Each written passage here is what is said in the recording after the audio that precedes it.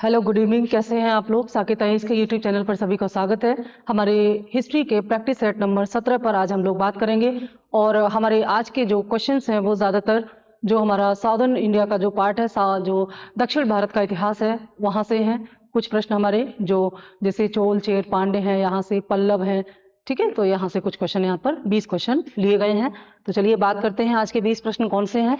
और आप जो इनका जो अभ्यास कर रहे हैं, अभी डेट तो नहीं आई है, यूपीएससी की प्रीलिम्स की डेट आ गई है, लेकिन आरओ और पीसीएस की डेट नहीं आई है। बट इसको कंटिन्यू रखिए। और जैसे कि मैंने आपको लास्ट वीडियो में प्रॉमिस किया था कि आपके लिए हम संक्षिप्त जो है वो ब्रीफिंग करेंगे, कंटेंट भी लेकर के आएंगे, उस पर काम चल रहा है। और बहुत ही जल्द आपकी करंट अफेयर्स की क्वेश्चन की प्रैक्टिस सेट और करंट अफेयर्स की एक तरह से content with question practice set हम लेकर के आ रहे हैं, उस पर भी वर्क चल रहा है। तो फिलहाल हमारे इतिहास के प्रैक्टिस सेट नंबर 17 का पहला प्रश्न हमारे सामने है। प्रश्न है निम्नलिखित, और यहाँ पर मुझे एक इन्फॉर्मेशन फिर से आपको देनी है जो कंटिन्यू है, कि जो हमारे ऑफलाइन के जो बैच हैं, जो प्रीलिम्स ओरिएंटेड 2024 के लिए हम बैच स्टार्ट कर रहे हैं, वो 22 नवंबर से बैच की डेट अनाउंस हो चुकी है। 22 नवंबर से दिन में 11 बजे से आपका ये बैच शुरू हो रहा है। तो जो लोग इंटरेस्टेड हैं वो ऑफलाइन में इसको ज्वाइन कर सकते हैं। ऑनलाइन की डेट अभी फिलहाल जो है वो 3 दिसंबर है। अगर इसमें कोई चेंज होगा तो आपको बताया जाएगा। तो अलग अलग मोड पर जिसको सुटेबल हो वो इसको ज्वाइन कर लीजिए। और आपके प्रीलिम्स के लिए ये क्लास आपके लिए एक बहुत बड़ा वरदान सिद्ध होने वाले हैं, क्योंकि आपके जीएस का पूरा सिलेबस की ब्रीफिंग की जाएगी इसमें। तो इसका सीधा फायदा आपको आने वाले सभी प्रीलिम्स में मिलने वाला है। तो चलिए प्रश्न की ओर चलते हैं। प्रश्न हमारा पूछ रहा है, निम्नलिखित उत्कीर्ण लेखों में से कौन सा एक हर्षवर्धन के विरुद्ध पुलकेशिन द्वितीय की सैन्य सफलता का उल्लेख करता है? पिछले वीडियो में हमने देखा था कि हर्षवर्धन और पुलकेशिन द्वितीय के बीच में, पुलकेशिन द्वितीय कौन था? पुलकेशिन द्वितीय चालुक्य वंश से संबंधित था। और ये कौन से चालुक्य थे? ये वातापी के चालुक्य थे, ठीक है। ये वातापी के चालुक्य वंश का राजा था। और इस पुलकेशिन द्वितीय ने हर्षवर्धन को युद्ध में हराया था। इससे संबंधित साक्ष्य कहां से मिलता है? ए, इलाहाबाद स्तंभ उत्कीर्ण लेख, बी, ऐहोल उत्कीर्ण लेख, सी, दामोदर पात्र पट्टिका उत्कीर्ण लेख, और डी, बिलसर उत्कीर्ण लेख। तो हमने उस क्वेश्चन में देखा था कि ऐहोल अभिलेख जो है, इस ऐहोल अभिलेख में हर्षवर्धन और पुलकेशिन द्वितीय के बीच होने वाले युद्ध और इसमें हर्षवर्धन की पराजय से संबंधित महत्वपूर्ण जानकारी मिलती है। कहां पर है ये ऐहोल अभिलेख? कहां पर से प्राप्त हुआ है? ये कर्नाटक में स्थित है, ठीक है। ये कर्नाटक में स्थित है। और इस अभिलेख से इस अभिलेख की जो स्थापना जो की है, इसमें जो लेख है वो किसने लिखा है? ये रवि कीर्त ने। पुलकेशिन द्वितीय का दरबारी कवि था, पुलकेशिन द्वितीय का दरबारी कवि रवि कीर्त, ठीक है। तो रवि कीर्त द्वारा लिखित इस ऐहोल अभिलेख से यह पता चलता है कि जो युद्ध हुआ था इन दोनों के बीच में, उस युद्ध में पुलकेशिन द्वितीय ने हर्षवर्धन को पराजित किया था। और ये युद्ध कहां हुआ था? ये युद्ध नर्मदा नदी के किनारे हुआ था। और इस युद्ध के बाद जो है वो नर्मदा नदी हर्ष के साम्राज्य की दक्षिणी सीमा बन गई थी। ये महत्वपूर्ण जानकारी यहां से मिलती है। तो आंसर हो गया हमारा बी, इलाहाबाद स्तंभ लेख। इलाहाबाद स्तंभ उत्कीर्ण लेख क्या है? इलाहाबाद स्तंभ लेख अशोक का वह स्तंभ है जिस पर प्रयाग प्रशस्ति भी उत्कीर्ण है। तो प्रयाग प्रशस्ति इसमें हर्षेल ने उत्कीर्ण कराई है, हर्षेल ने लिखी है। तो कुल मिलाकर के इलाहाबाद स्तंभ लेख इससे संबंधित है। दामोदर ताम्र पट्टिका उत्कीर्ण लेख, यह जो उत्तर गुप्त थे, गुप्तों के बाद उत्तर गुप्त शासक जो आए हैं, उत्तर गुप्त समय से है। और ये गुप्त काल से संबंधित एक साक्ष्य है। तो ये अलग अलग समय के अभिलेख यहाँ पर बताए गए हैं। आपके प्रश्न का उत्तर है बी, ऐहोल उत्कीर्ण लेख। नेक्स्ट प्रश्न, निम्नलिखित में से किस वंश द्वारा प्रायः महिलाओं को प्रशासन में उच्च पद प्रदान किए जाते थे?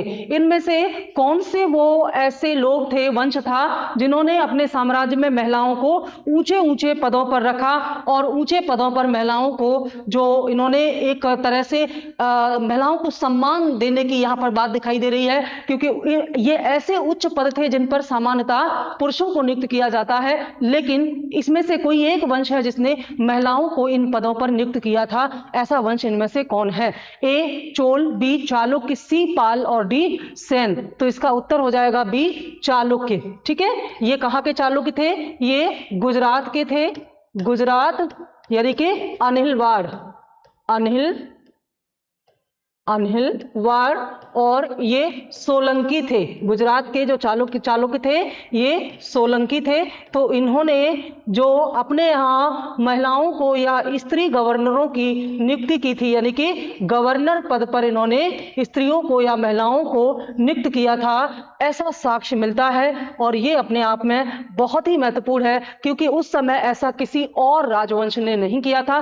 तो इससे यह पता चलता है कि निश्चित तौर पर इससे कि इस समाज में, इस वंश में महिलाओं को उच्च पद दिए जाते थे, उनमें प्रशासनिक गुण थे और महिलाओं का यहाँ पर सम्मान किया जाता था।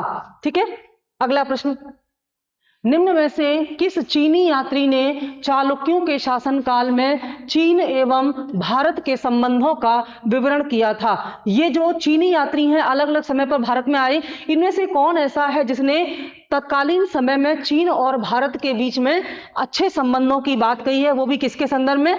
चालुक्यों के संदर्भ में। ये कहते हैं कि चालुक्यों के राजवंश और चीन के बीच में अच्छे संबंध हैं। ए फायान, बी हुएनसांग, सी इत्सिंग और डी माथवालिन। तो ये नाम है बी हुएनसांग। ठीक है, हुएनसांग जो है वो पुलकेशिन द्वितीय के शासनकाल में, और पुलकेशिन द्वितीय ये वही है जिसके बारे में हम लोग बात कर रहे थे। पुलकेशिन द्वितीय जो है चालुक्य शासक था, इसी के शासनकाल में हुएनसांग ने कांची की यात्रा की थी, और कांची की यात्रा के समय इन्होंने पुलकेशिन द्वितीय के समय में चालुक्य और चीन के बीच में अच्छे संबंध होने का वर्णन किया है अपने यात्रा वृतांत सीओकी में। तो ये महत्वपूर्ण इसमें तथ्य। हुएनसांग जो है तब भारत की यात्रा में आया था जब उत्तर भारत में हर्षवर्धन का शासन था। तो हर्षवर्धन के शासन काल में इसने भारत की यात्रा की थी, और यह एक बौद्ध यात्री था जो भारत में शिक्षा के उद्देश्य से आया था। इसने तत्कालीन समय में बौद्ध शिक्षा का प्रसिद्ध केंद्र नालंदा विश्वविद्यालय में शिक्षा ग्रहण की थी। ठीक है, तो ये अलग अलग समय पर आई। ये चंद्रगुप्त द्वितीय के समय में आए थे, इत्सिंग हुएनसांग की मृत्यु के बाद भारत में आए थे।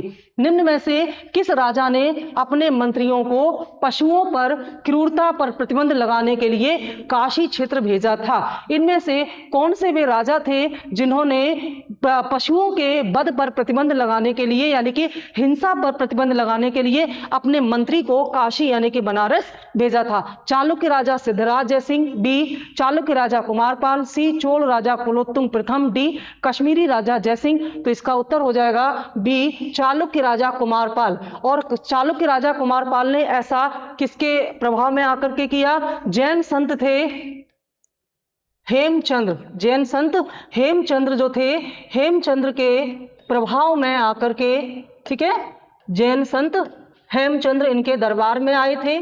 जैन संत हेमचंद्र और इनके जब दरबार में आए तो इन्हीं के प्रभाव में आकर के चालुक्य क्या बन गया? ये जो चालुक्य राजा कुमारपाल था इसने जैन धर्म अपनाया, और जैन धर्म जो है वो हिंसा का विरोध करता है। तो हिंसा को रोकने के लिए, पशु वध पर कंट्रोल लगाने के लिए राजा कुमारपाल ने अपने मंत्री को काशी में भेजा था। यह जानकारी इतिहास से मिलती है। तो आपका उत्तर हो जाएगा ऑप्शन बी चालुक्य राजा कुमारपाल। अगला प्रश्न, पल्लव राजवंश का संस्थापक कौन था? यानी कि इनमें से वो कौन था जो पल्लव राजवंश का संस्थापक था? ये सभी शासक जो हैं पल्लव वंश के हैं, लेकिन इनमें से कोई एक है जिसने पल्लव वंश की स्थापना की थी। तो आपको बताना है कि ऐसा किसने किया था। तो 575 ईस्वी में सिंह विष्णु ने जो है पल्लव राजवंश की स्थापना की थी, और पल्लव राजवंश के जो राजधानी थी वो कहां पर थी? कांची। पल्लव राजवंश की एक तो इन्होंने स्थापना की, पल्लव राजवंश की स्थापना की, और पल्लव वंश की स्थापना इन्होंने कब की? ये स्थापना इन्होंने 575 ईस्वी में की। और राजधानी किसे बनाया? इन्होंने कांची को अपनी राजधानी बनाया। कांची कहाँ है? कांचीवरम वर्तमान में तमिलनाडु में स्थित है, तमिलनाडु में स्थित है। तो इसे अपनी राजधानी बनाया। तो ये इसका आपका आंसर हो जाएगा सिंह विष्णु। और महत्वपूर्ण बात यह है कि इन्हीं सिंह विष्णु के समय में इनके दरबार में एक महत्वपूर्ण कवि हुआ करते थे जिनका नाम था भारवी। ठीक है, क्या नाम था? भारवी। और भारवी ने किराता अर्जुनियम नामक, किराता अर्जुनियम बहुत महत्वपूर्ण है, ये इसकी रचना की थी। किराता अर्जुनियम जो है, इसमें किरात और अर्जुन के बीच का जो वार्ता है, संवाद है, उसकी रचना की थी कवि भारवी ने, और ये भारव पल्लव शासक सिंह विष्णु के दरबार में थे। ठीक है, अगला प्रश्न, किस शासक ने सिंघल द्वीप किसका नाम है? श्रीलंका का। ठीक है, श्रीलंका। तो सिंघल द्वीप के विरुद्ध 642 ईस्वी में 2 समुद्री अभियान भेजे थे। ए राजाराम, बी नरसिंह प्रथम, सी कीर्तिवर्मन प्रथम और डी जयसिंह प्रथम। ठीक है, तो इसमें सही आंसर होगा आपका बी नरसिंहवर्मन प्रथम।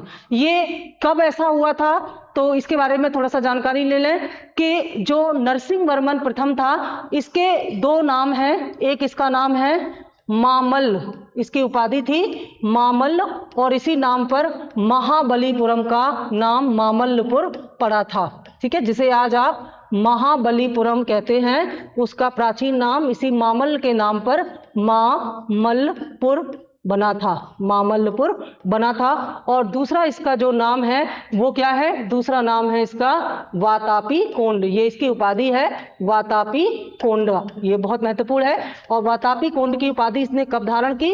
जब इसने पुलकेशी द्वितीय को हराया था। तो पुलकेशी द्वितीय को पराजित करने के बाद, पुलकेशी द्वितीय कौन था? चालुक्य शासक था, इसकी राजधानी कहाँ थी? वातापी। तो नरसिंहवर्मन प्रथम जो कि एक पल्लव शासक था, इसने पुलकेशी द्वितीय को पराजित करके उसकी राजधानी वातापी पर नियंत्रण स्थापित कर लिया, और इसलिए इसने वातापी कोंड यानी कि वातापी के विजेता की उपाधि धारण की, और इसने अपनी शक्ति का प्रदर्शन श्रीलंका में भी किया, और उसके बाद इसने ये मामल्ल की उपाधि धारण की। तो इस नरसिंहवर्मन प्रथम ने सिंघल द्वीप में अपने 2 समुद्री अभियान भेजे थे, और इन अभियानों में से जो इसने मेन जो भेजा वो श्रीलंका का जो राजकुमार था, श्रीलंका का राजकुमार नरवर्मन, श्रीलंका का राजकुमार नरवर्मन जो है वो इसके दरबार में था। श्रीलंका का राजकुमार नरवर्मन नरसिंहवर्मन प्रथम के दरबार में था, और वो इसलिए था क्योंकि नरसिंहवर्मन प्रथम को श्रीलंका की गद्दी दिलाने के लिए इसने जो नरसिंहवर्मन प्रथम है, इसने सैन्य अभियान किया था श्रीलंका में जाकर के। तो श्रीलंका में जाकर के वहां के राजकुमार नरवर्मन के लिए उसने एक अभियान किया। तो ऐसी स्थिति में ये नरसिंहवर्मन प्रथम ने श्रीलंका में भी युद्ध किया था, 2 समुद्री अभियान भेजे थे, और ये नरसिंहवर्मन प्रथम के दरबार में होने का मतलब ही है कि इसका पूरा क्षेत्र जो है वो उस समय पल्लव शासकों के नियंत्रण में आता था। तो आपका उत्तर हो गया इसमें बी नरसिंहवर्मन प्रथम सही उत्तर है। अगला प्रश्न, मामल्लपुर मैंने बताया महाबलीपुरम।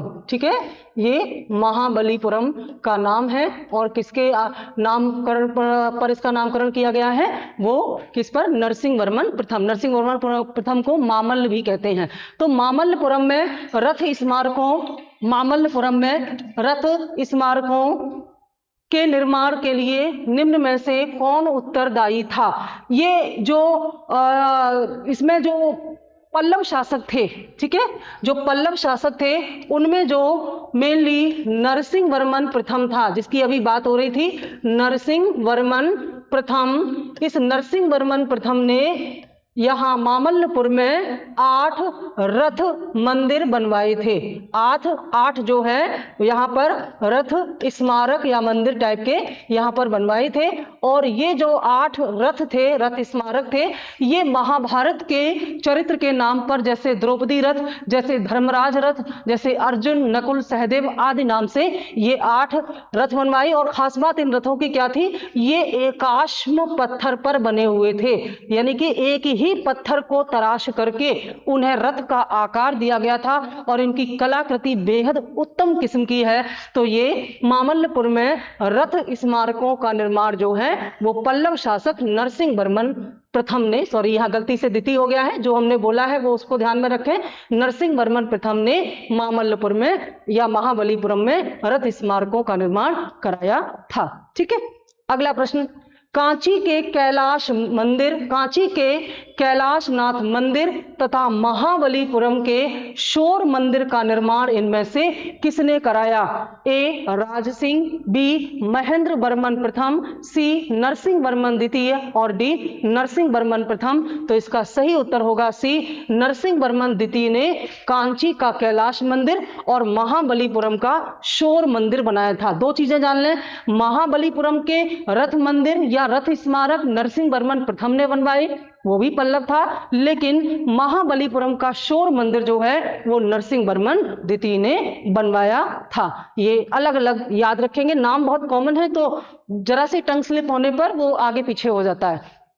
अगला प्रश्न है, निम्नलिखित तमिल ग्रंथों में किसे लघु वेद की संज्ञा दी गई है?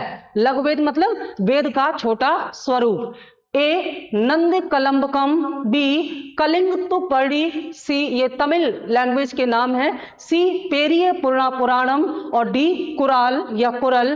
तो आपका सही उत्तर होगा कुरल। ये जो कुरल है ये वेदों की तरह ही संक्षिप्त पूरी यानी कि वेदों का संक्षिप्त रूप माने जाते हैं, इसलिए इसे लघु वेद भी कहते हैं। और ये किस भाषा में लिखा गया है? ये तमिल भाषा में लिखा गया है। कब लिखा गया था? ये संगम काल में लिखा गया था। संगम काल क्या था?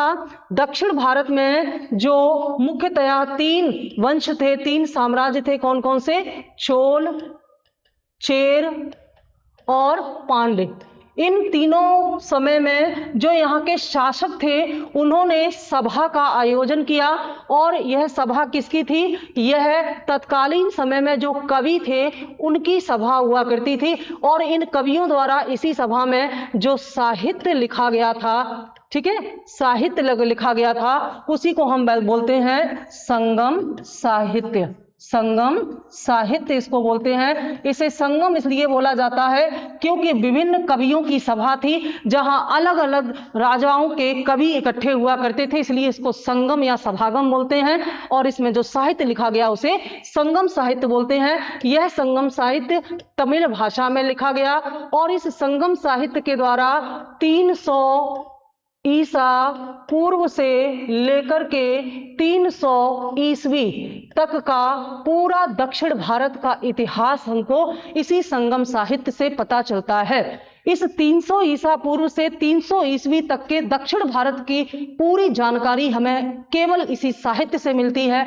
इसके बारे में जानने का कोई और माध्यम हमारे पास नहीं है, और इस समय को हम इसीलिए संगम काल कहते हैं। ठीक है, तो संगम काल दक्षिण भारत का वह इतिहास है जिस समय संगम साहित्य लिखा गया था, और यह संगम साहित्य इन तीनों जो वंश हैं इनके जो इनके संरक्षक थे, जो इनके राज कवि थे, उन्हीं का संगम हुआ करता था। तो इनमें से जो कुरल है ये लघु वेद के नाम से जाना जाता है। अगला प्रश्न, निम्नलिखित में से कौन तमिल रामायण या रामावतारम का लेखक था? जैसे हमारे तुलसीदास ने अवधी में और वाल्मीकि ने संस्कृत में रामायण लिखी, वैसे ही इनमें से कोई एक है जिसने तमिल रामायण लिखी, तो वो कौन है? इसका टाइटल क्या है? रामावतारम। ए कम्बन, बी कुट्टन, सी नन्नय और डी टिक्कन। यानी कि ये 4 नाम में से ए है कम्बन, और इन्होंने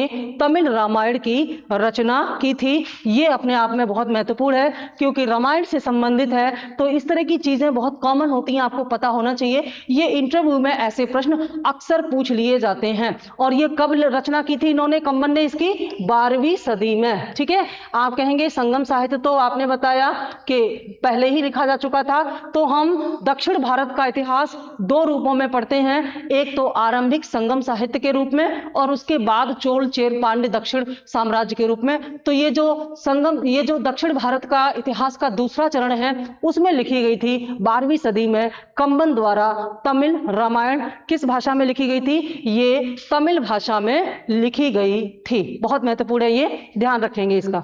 ठीक है। अगला प्रश्न है, महाकाव्य शिल्पादिकरम या शिल्पादिकाम किससे संबंधित है? ये बहुत बेहतरीन महाकाव्य होता था जो उस समय लिखा गया था, और शिल्पादिकारम का मतलब है नूपुर की कहानी। नूपुर का मतलब यहाँ पर क्या है? नूपुर का मतलब है घुंघरू या पायल। ठीक है, तो ये नूपुर की कहानी इसका हिंदी रूपांतरण है, हिंदी में इसका नाम है, जिसे हम तमिल में शिल्पादिकारम कहते हैं। ये दरअसल जो शिल्पादिकारम है, ये शिल्पादिकारम एक ऐसे पोहार का जो व्यापारी था, और उसका जो पुत्र था कोवलन और उसकी पत्नी थी कनंगी। तो व्यापारी का पुत्र जो है कोवलन और उसकी पत्नी कनंगी की कहानी है ये। इस कहानी का सार ये है कि बड़ी ही हृदय को छूने वाली कहानी है ये। इसमें ये जो कोवलन है, ये अपनी पत्नी को छोड़कर किसी जो नृत्यांगना थी उसके जाल में फंस जाता है और अपनी संपूर्ण संपत्ति और धन दौलत उस पर खर्च कर देता है, और बाद में खाली हाथ अपनी पत्नी के पास लौटता है। तो इसकी पत्नी अपने पति को फिर से दोबारा से व्यापार शुरू करने के लिए अपनी पायल दे देती है, और उस पायल को बेचने के लिए जब यह कोवलन बाजार में या मंडी में जाता है, तो वहां जो सिपाही थे वो इसको पकड़ लेते हैं और कहते हैं कि तुमने रानी की पायल चुराई है, इसलिए तुमको जेल होगी। और बाद में इसको फांसी की सजा सुना दी जाती है, और जब इसको, ये जो कि निर्दोष था, इसे फांसी की सजा हो जाती है, और उसके बाद इसकी पत्नी जो है कनंगी, वो अभिशाप देती है, जिससे मदुरै शहर जो है नष्ट हो जाता है। इसी कहानी को बड़े ही रचनात्मक तरीके से इस ग्रंथ में बताया गया है, और इसकी रचना जो की है इलंगो आदिगल ने। ये नाम बड़े ही अजीब गरीब हैं, इलंगो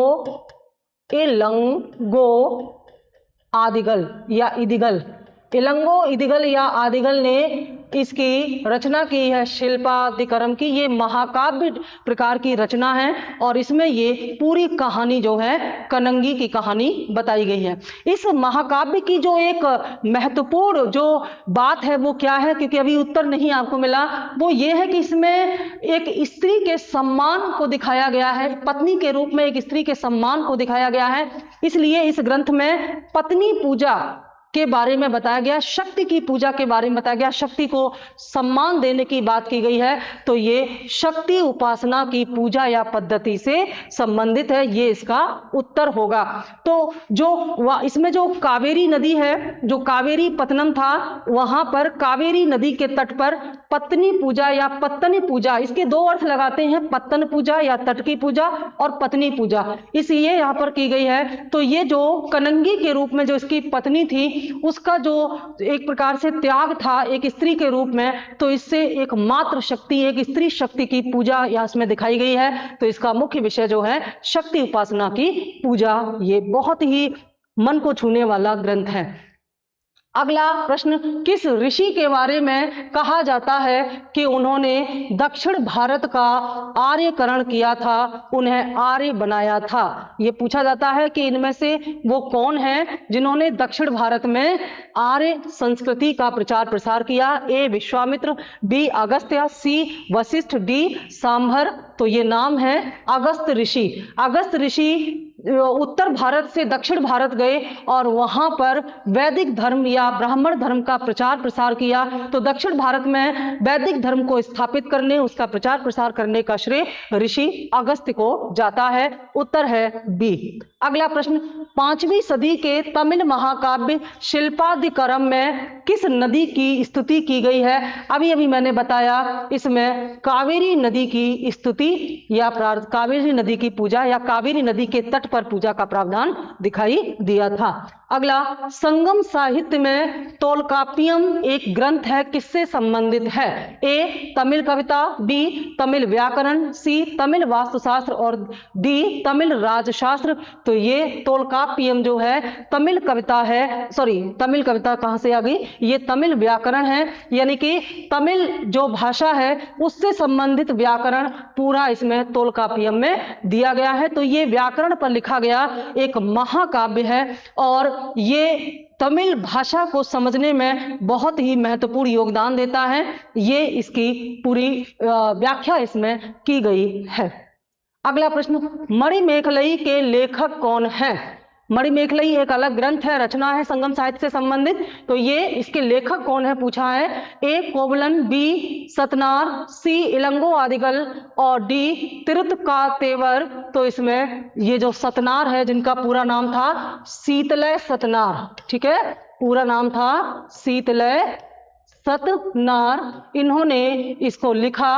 और इस मणिमेखलई में शिल्पाधिकारम से आगे की कहानी दी गई, जहां पर शिल्पाधिकारम जो है, जिसमें कनंगी के अभिशाप से मद्रास शहर नष्ट हो जाता है, उसी के आगे शिल्पाधिकारम की से आगे की पूरी कहानी जो है ये मणिमेखलई में बताई गई है। और मणिमेखलई में डिटेल्स में बताया गया है कि उसके बाद क्या हुआ था। ये जानने के लिए आप इन सतनार या शीतलय सतनार की इस रचना को पढ़ सकते हैं।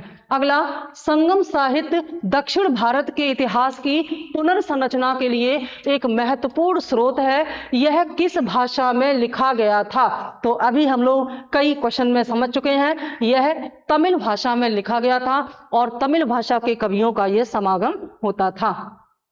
शैव संतों के लेखन के संग्रह को पांचवा वेद भी समझा जाता है।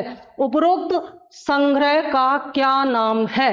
पूछा गया है कि इनमें से वो कौन सा ग्रंथ है जिसे शैव संतों के लेखन, शैव संत नयनार हुआ करते थे, एक थे अलियार, एक थे नयनार। तो ये जो शैव संत नयनार थे, इनके लेखन संग्रह को इनमें से, जिसे कि पांचवा वेद भी कहा जाता है, इनमें से कौन सा नाम इससे संबंधित है, ये आपसे पूछा गया है। तो इसका नाम है तिरुमुराय। ये वो प्रश्न है जिनमें केवल आप इस फैक्ट को दिमाग में रखें और इसको इतने बार देखें कि ये प्रश्न आपके सामने आए तो ये माइंड आपका स्ट्राइक करे कि ये होगा। बस बहुत ज्यादा इनमें डेप्थ में नहीं जाना, क्योंकि तमिल भाषा में है, बहुत ही इरिटेटिंग लैंग्वेज है, आपको बिल्कुल समझ में नहीं आएगी। तो इसलिए इस प्रश्न का उत्तर आपका डी हो गया है।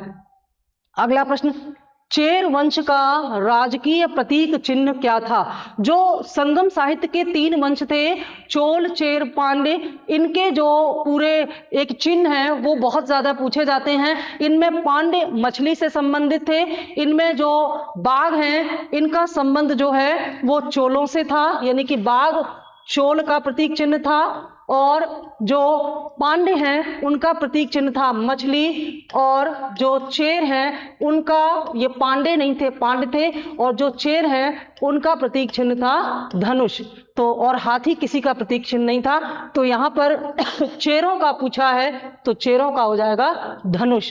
धनुष इनका राजकीय प्रतीक चिन्ह था। ये प्रश्न आगे भी पूछे जाएंगे तो तीनों का आप इसको याद कर लेंगे, ठीक है, चोल, चेर, पांडे का। अगला प्रश्न, यहूदी किसके साम्राज्य के समय भारत आए थे? ये यहूदी के नाम से आपको यरूशलेम और इजराइल याद आ गया होगा, और इजराइल के नाम से आपको वर्तमान फलस्तीन और इजराइल की समस्या भी याद आ गई होगी। जी हाँ, ये वही यहूदी थे, लेकिन व्यापारी के रूप में आए थे। तो पूछा गया है कि किसके समय में या किसके साम्राज्य के समय में ये यहूदी व्यापारी के रूप में भारत में आए थे? तो ये चेर वंश में भारत में व्यापारी के रूप में आए थे, ऐसा प्रमाण मिलता है। ये बड़ी ही महत्वपूर्ण बात है कि चेर वंश में ये विदेशी व्यापारी यहूदी व्यापार करने के मकसद से भारत में आए थे। लास्ट प्रश्न है हमारा, दक्षिण भारत के किस वंश के राजा ने रोम में एक दूत 26 ईसा पूर्व में भेजा था? तो दक्षिण भारत के ये जो राजवंश थे, इनके विदेशी राजाओं के साथ भी बड़े अच्छे व्यापारिक और सामरिक राजनीतिक संबंध थे। तो उन्हीं में से ये पूछा गया है कि किसने रोम में अपना एक राजदूत भेजा था? तो वो साम्राज्य था पांड्य। तो पांड्य वंश ने 26 ईसा पूर्व में जो है रोम में अपना एक दूत या राजदूत भेजा था। इसके प्रमाण मिलते हैं। और ये रहे आपके इन 20 प्रश्नों के आंसर की। तो इसको पढ़िए, एंजॉय कीजिए। और जैसे कि मैंने बताया था कि अभी क्लियर डेट नहीं आई है आपके एग्जाम की, लेकिन ये केवल एक प्रीलिम्स के लिए नहीं बल्कि आने वाले सभी प्रीलिम्स में आपके लिए उतना ही यूजफुल होने वाले हैं ये हमारे प्रैक्टिस सेट। Thank you.